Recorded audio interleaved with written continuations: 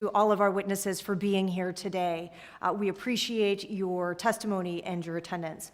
I'd like to start, Commissioner Cooksey, with you and a little bit of background on circumstances in which individuals have a right to sue the agency for inaction. In particular, I'm interested in the circumstance where the agency is sued in court, but commissioners decline to defend the lawsuit. Is that something that you've seen occurring? Thank you for the question, Representative. Yes, it is. So under our statute, as it's written, when a private party files a complaint with the commission, they have the right to sue the commission for undue delay if the commission doesn't act on their complaint in a timely manner, if we don't have a good reason for that. And if they win that lawsuit, they then gain a private right of action to sue the party they complained against directly for violating campaign finance law. To defend the agency in an undue delay suit requires a commission vote. It requires 4 commissioners to defend the agency, and it's something that was routinely done up until about 5 or 6 years ago, where there was a period of time in which a number of commissioners were engaging in a strategy of not only refusing to close case files that the commission had voted on. In other words, the commission had considered the merits of a case, had voted on it, had decided not to go forward, but then certain commissioners would refuse to end that case, to disclose it to the parties. And then when we were sued for undue delay, those same commissioners would block the agency from defending itself in court. So the government was basically a no-show in federal court. What happens when an agency fails to appear and is essentially a no-show after being sued in federal court? Well, a number of things can happen. There can be show cause orders, there can be sanctions, but most typically what's happened is that the court simply issues a default judgment against the agency, and the party that sued us goes on and sues with their private right of action they've gained. And how does the entry of a default judgment affect the FEC, and what happens next?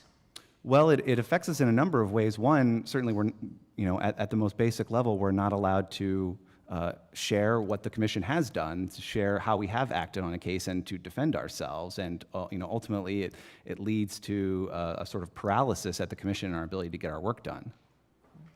And now, as you might be aware, the American Confidence in Elections Act, which is a piece of legislation that passed out of our committee just a few months ago, we require a unanimous vote of the commissioners in order to decline to defend the agency in court.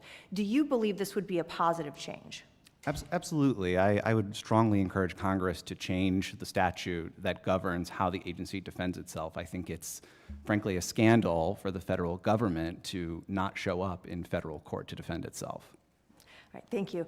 I'd also like to touch on the something that you mentioned in your opening statement that I think it is important to highlight, and that is, I believe you mentioned that the large majority of your cases are resolved in a bipartisan way. Could you tell us a little bit more about that? Sure. So, I mean, I think like many issues, people tend to focus on the division and to exaggerate it. But if you look at the overall enforcement docket at the commission, if you look at the hundreds of cases we've closed over the last 3 years, the vast majority of those we reach some kind of bipartisan agreement. It may not be unanimous. It may not be, the exact same recommendations that the career staff have made. But 9 times out of 10, if you consider our entire enforcement docket, there are 4 commissioners, meaning at least 1 Republican and at least 1 Democrat, that can agree on some outcome to an enforcement matter.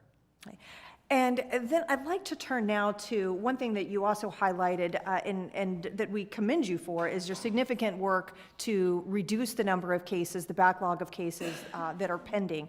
Nonetheless, you all are faced with a very large volume of cases and a very large workload.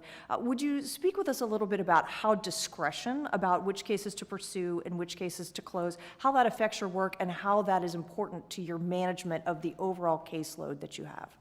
Absolutely. So prosecutorial discretion is an important part of our agency and how we manage our enforcement docket. We, simply put, don't have the resources to pursue every single complaint for a number of reasons. And there are situations in which, in our judgment, it's throwing good money after bad, and to put it one way, to pursue certain kinds of enforcement cases that we don't think are worth our while relative to other priorities. And so the exercise of prosecutorial discretion is an important feature of how we manage our enforcement docket in order to essentially maximize the effect we have in enforcing the law.